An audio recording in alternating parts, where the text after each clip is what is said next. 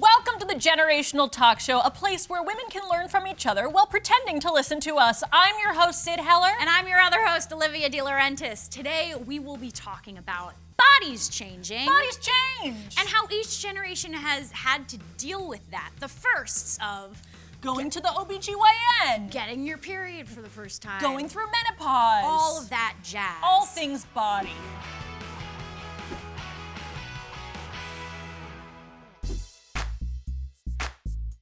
Class, thank you so much for coming. All right, so everybody here's from a different generation. Everybody here, though, went through puberty. What was like the most unexpected part of puberty? So I'll say shameful definitely stuck out for me. Yeah. I was just telling the story to some of my friends, but when I was growing up in elementary school, there were these two girls that went around and asked everybody if they were wearing bras yet. And I just wasn't, and it was incredibly embarrassing. Like they would go around, they'd be like, "Are you wearing a bra yet? Are you wearing a bra yet?" So I would fold my tank top underneath, like upward, just so it looked like I was wearing a bra, because I was like, okay, apparently everybody wants to grow up right now, and that was really tough. That's that sucks. When did you finally need a bra? I feel like I saw that in like a Disney 7th Channel grade. Like the boobs took a sec. Yeah. Yeah. I can say there was this one time that I was in middle school, it was like 6th grade, and I was just growing like the nipple, and I You was didn't walking. have a nipple before? No, sorry. just You coming know out. the tissue like right underneath. I was like, when mine it's like a knot. sprouted so early. It was crazy. No, but I was definitely walking around without a bra. Yeah. And one girl came up to me one time and she goes, "Are you getting boobs?" And I was like, embarrassed, but I was like, yeah, because only one side was starting to form, the other one wasn't, so it was just like one tissue, like nipple, and I was so embarrassed because I wasn't wearing a bra, and she noticed it, and she humiliated me. Oh, So, that yeah, girl is Cut not. these people out of your life. Oh, yeah, they're not people. there. That girl is not that She was going nice. through that change too. Do you remember puberty? I do. I remember I was in ballet class, and I wanted, all the little girls were just we all looked, just alike until I started to develop. And then I wanted to wear a t-shirt in ballet because then I felt more comfortable. I was like, oh, so nice. We all kind of look the same again, except I have on a t-shirt. And my ballet teacher said, "Sweetheart, you can't wear a t-shirt in ballet class." And I said, okay. So the next week I came back and I had a t-shirt on again because I was like, I love ballet, but I'm not gonna feel so, you feel so different, you know? You're all of a sudden, well, that time she told my mom. And that was the end of ballet for me. Oh my God, Yeah, really? that's how, but We have to get you back into ballet. I would love that. All right, wanna let's do do it that today? today. I'll be brave. I'm gonna be brave. It's good because we're gonna teach you with zero experience whatsoever. I got all the bad parts of puberty before I got any of the good parts. I grew leg hair immediately.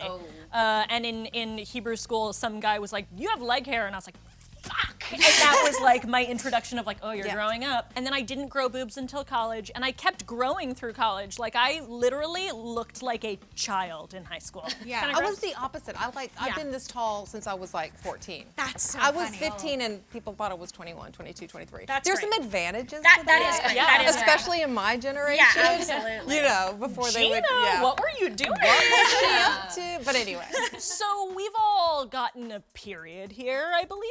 It's happened It's here happened and there. here and there. Do you guys remember your first period? Did you use like tampons the first time, or? I remember in high school leaving like once a month. I'd have to check out. Yeah. And I remember going to the guidance counselor office, and it was a man, and he would say to me, "Oh, so here you are again, like clockwork."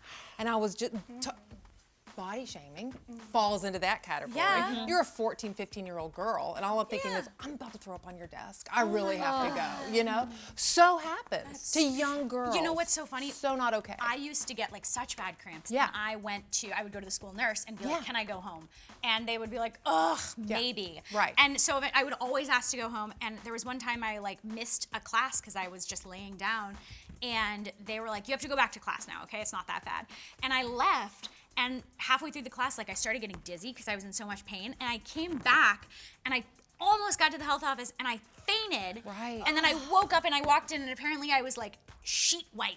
And they were all like so scared. Like you could see it in their faces. They were like, we messed up. And it's like, yeah, take people seriously. Seriously, take people seriously. Yeah. I think like that sometimes is the issue with it being such a stigma, and Yeah. especially like things that like PMDD and like factor 2, like these are the things that don't come up in discussions. Yeah. And so a lot of times you hear them, you're like, oh my gosh, so scary. When Yeah. it really comes down to a biological miracle Yeah. that is Yeah. a period. Okay, here's a question. This is really vague. It can be anything that comes to mind. What was the first thing that really made you feel like a woman instead of like a little girl? I would have to say the first time that I was like with a boy and he touched my butt, I was like, I have a butt. And he wants to touch it. You didn't know it was there before? Yeah, probably not because I got made fun of for like being flat. Where did that come from? Yeah, it's like he's touching it. It must be there.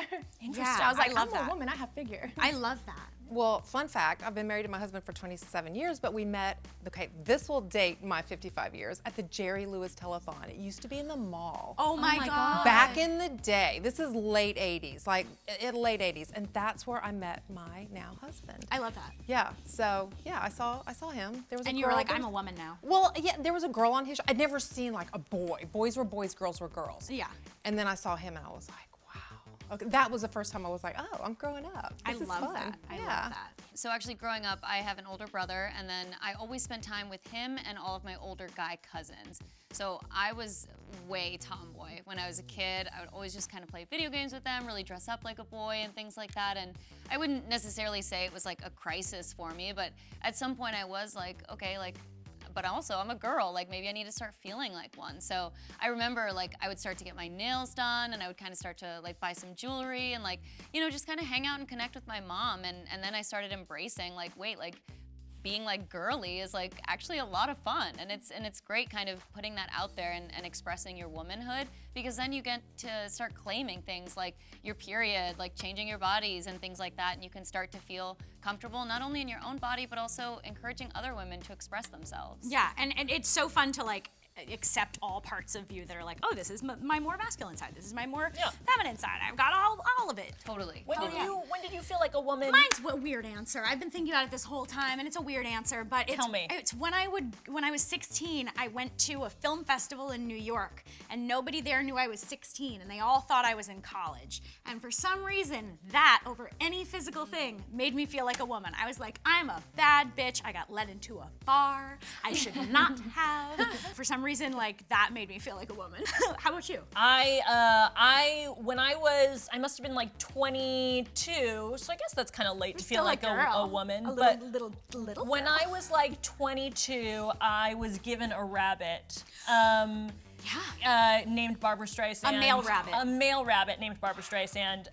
He was great. He was a good boy, and I think that is when I felt like a woman. Wow. Yeah. And the reason why is because I was like, oh, if I die tomorrow, this rabbit's over. This rabbit is done. This rabbit has It had no a lot one. of health issues too. So I was like, I have to now be here for something. You must mother this so rabbit. I must mean I'm an adult. Yeah. And like to me, being an adult was like, oh, I guess I'm a fucking woman. What was everyone's first like OBGYN experience God. like? I went to my school's clinic, like my college clinic, the first time that I needed to see anything that was going on down there. And again, even then, I wasn't like sure that I was supposed to be there.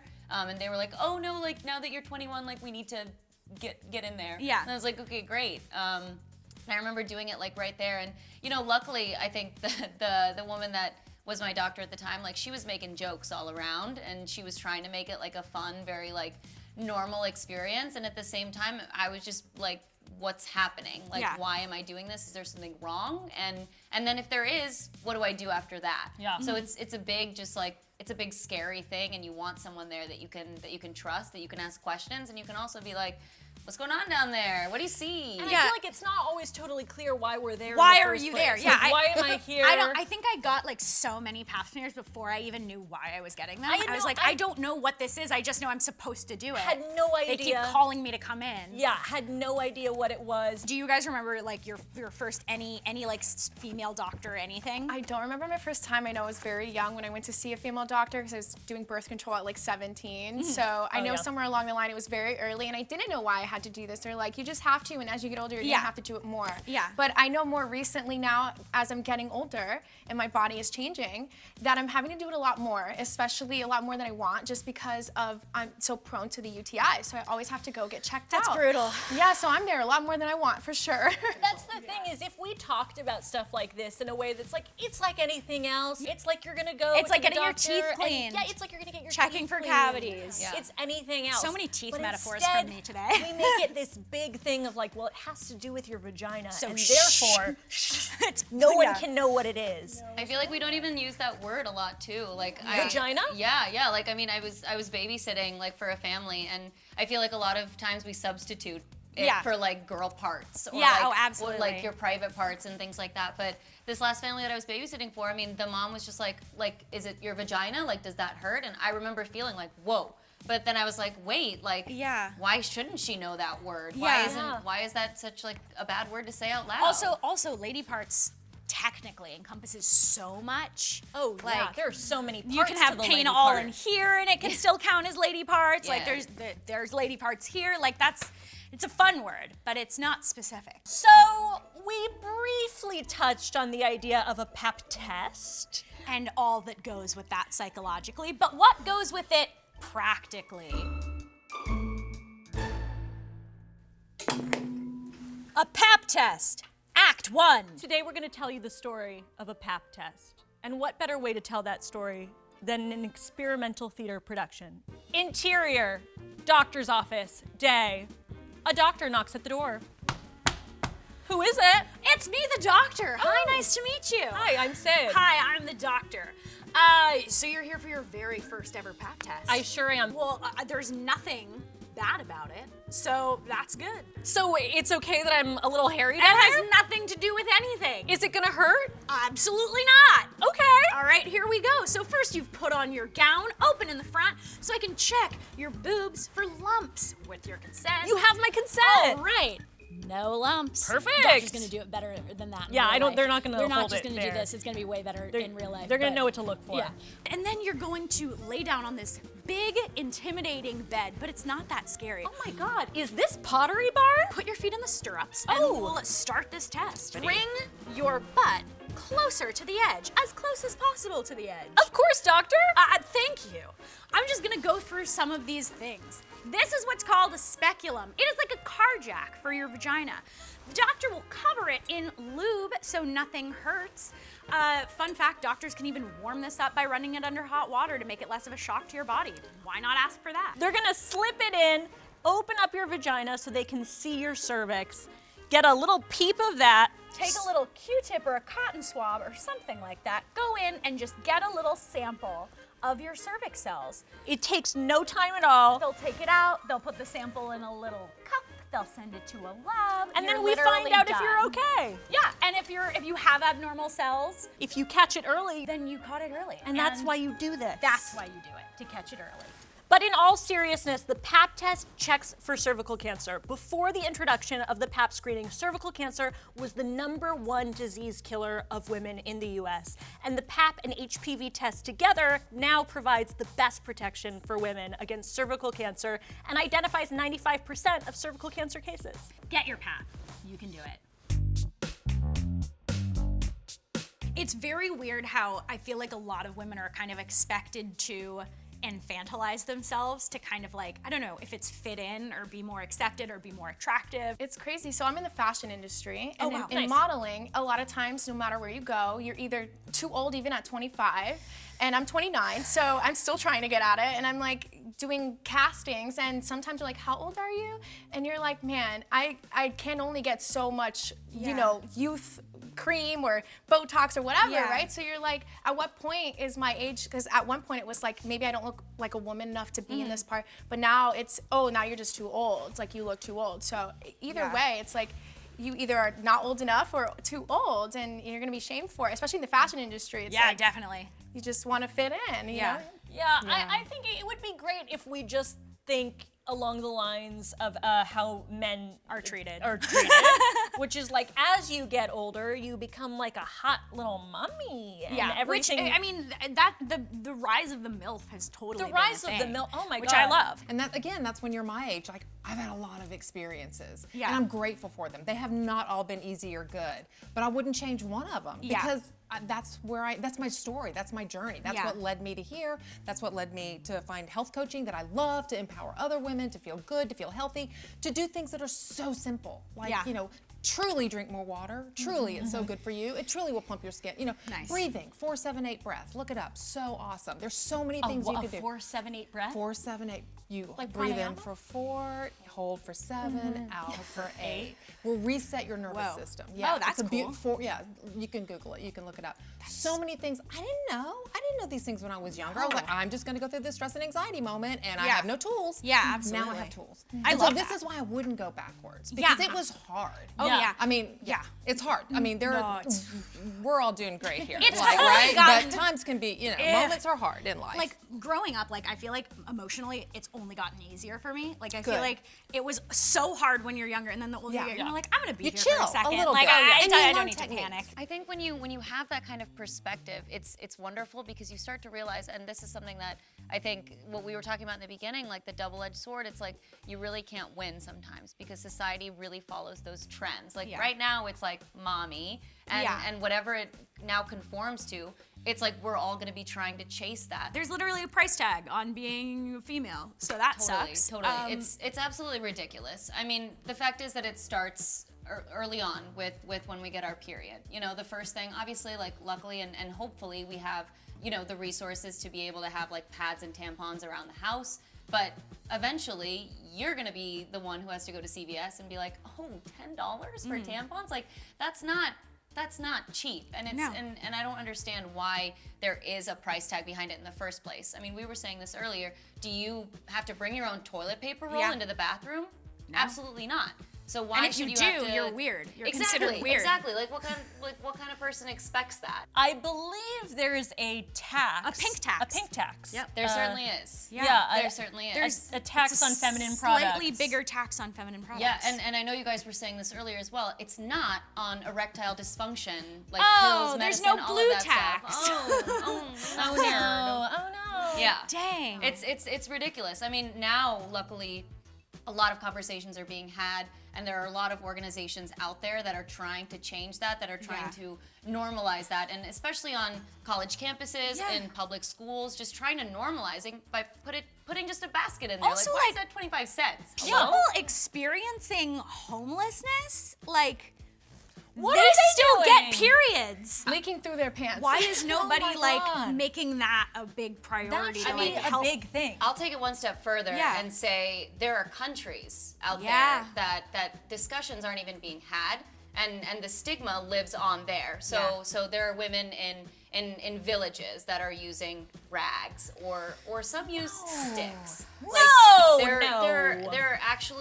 They're actually going down to using those resources because they don't have an option and they can't ask for help. Oh, So there's just like a multifaceted thing that comes with being a person who is bleeding. Yeah. And they need help and they And you didn't choose to? And I think there are organizations, right, Right, that do right. reach out and help women. That's that epic. you can donate to. You can I'm gonna put go home goodie and Google bags all of together those. to share. And it comes down to just, signing petitions and trying Yeah. to be on board to have, again, baskets in school restrooms, having trash cans in all gendered restrooms, and just kind of normalizing the conversation as a whole. Here's a question that you'll have to kind of answer for us.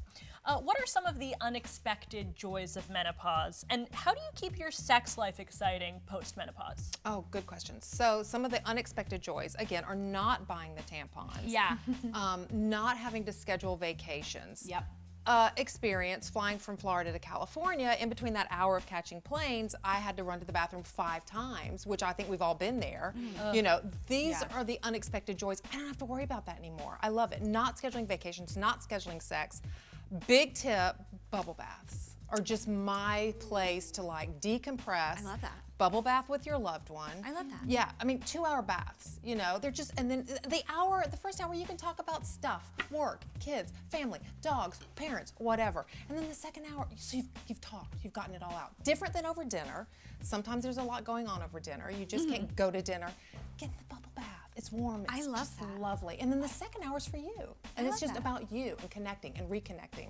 So that's a space. That's so fun. That's just love a a bubble little. bath. That's just a little tip. Is there something you're afraid of? So, yeah, actually, and we were having this discussion a little bit ago. I think I was most, and I still am, afraid when it comes to menopause would be losing the momentum of wanting to have sex, because I'm already almost 30 and already feeling like stress in life and anxiety makes me so like just tired, and I just don't want to do it anymore. Yeah. Like I just don't care as much. And so I was afraid to think when menopause comes, I'm probably never going to want to have sex. And that, you know, at the end of the day, sex is great, and your partner definitely probably wants it. So I was always afraid that I will eventually probably never want sex. I also feel like that's a really good time to get the freakiest you've ever been. It is. You know, to just be like, well, let's see what I can do. I have to agree. I think when you're 29, 30, and in that range is when you probably have the best sex of your life, because you are experimental, because you start to get bored or you get tired, right? So you're like, let's try something wild. Let's do this. I have hope for your Thank sex you. drive, Yeah. and I Thank believe you. in it. We all menopause have is a times killer. of feeling not horny, and then Yeah. you'll be horny Hopefully again. not as often as it has been. So, Yes. and I am afraid that menopause will slow it down. Sending Do have positive sex energy. in your 50s. I'm to your I'm sex sending all my horny energy. I'm to sending you my horniness. Thank you and, so and much. Of course. Gen Z has brought on a lot of change in body positivity, accepting your body, accepting Body neutrality, shout out to body neutrality. accepting your bodily functions, all that kind of thing.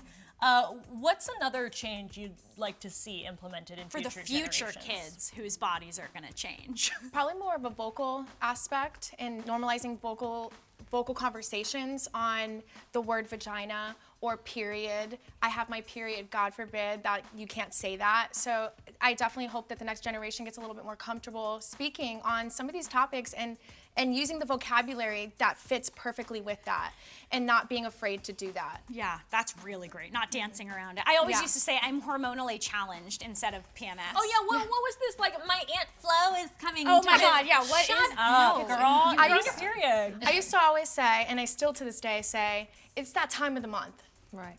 Or it's That Mother could mean- Nature's coming to visit. That Yeah. could mean anything. And not hiding it, I would add on to, and Yeah. not hiding it when the male's in our life. That would That's be something great. I'd like to see change. That's So really we good. don't have to say, oh my gosh, you know, put that book down. Mom's reading the Vagina Bible. Let's Yeah. not let my friends or my boyfriends or whatever see it. We're women. We need to be able to be comfortable in our skin. If And they want to deal with us, they have to deal with that too. truly, it's all part of. Yeah, I hear people talk about their dicks all the time. Yeah, that's true. So sometimes I'm gonna say something that has to do with my lady dick, which is the vagina. Yeah, I think to circle around to all of that, I think it comes with the idea of self-acceptance and just being confident and feeling that comfort in your own body. I think what we were saying right now is, you know, with Gen Z and all of the body positivity and everything that's happening, it's almost like we have this topic in front of us, whether it's periods, boobs, vaginas, whatever it is, and then there's this middle step of like, I'm comfortable with it, let's talk about it, let's not shame it, Yeah. and then we talk about it. Yeah. And hopefully this next generation, there is no middle step. Yeah. They're just open and they talk about it, and they don't even think that they're being, you know, woke and open. They're just talking about it because it is normal. You all had such wonderful stories to tell us. You shared some lovely experiences. And also, you guys are all just great, wonderful people. And thank you so much for coming to class and joining us and As we sharing. talked about our bodies changing. Yeah. And we'll see you next time. And thank you guys so much for watching. And we'll see you guys next time. Bye. Bye.